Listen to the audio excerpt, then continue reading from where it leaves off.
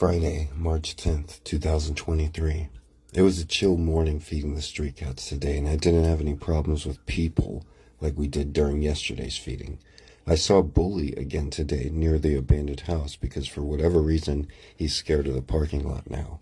I gave Bully a bunch of pets and scratched behind his ears. He began purring so loudly, and purring is actually not very common for street cats. Believe me, if you had to go through what these guys go through, you wouldn't be purring very much either. Rocky, the super affectionate newcomer with the bunchy tail, he was there today. Some of the vets, like Old Joe and Chase, try to make things uncomfortable for Rocky and scare him away. But I made sure he got food, treats, and everything else. Rocky will come right up to me and jump in my arms. He's relieved to have human contact. There's another newcomer, the calico teenager, and unlike Rocky, she won't let me near her or pet her. This cat is less than a year old, and Kendra and Linda recently had her spayed. She's a cute little orange, black, and white Maniki Nico cat, which are popular in Hawaii, and you rarely see on the street because they're known to bring fortune and good luck. This particular cat has a short toothbrush mustache, reminiscent of Charlie Chaplin or the 1930s dictator, and I'm not going to name her after that, so I named her Charlie. I once knew a black cat named Charlie. Charlie was a loving cat that belonged to my mom and her husband, Guy. Charlie had two kittens named Sister and Runt. These three cats lived to be over 20 years old. My mom got them in the early 90s when me and my twin brother weren't even teenagers. And my mom passed in 2003, but these three black cats lived another 15 to 20 years, all through the time I spent in Austin at community college, and then at the University of Texas in Austin. After I graduated, I left Texas and spent 2 years traveling across the United States.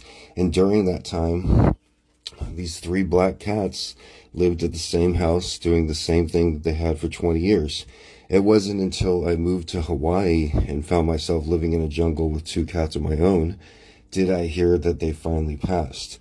One was eventually spooked by some neighborhood kids and their fireworks during a New Year's Eve celebration, was never seen from again, and the others passed from old age.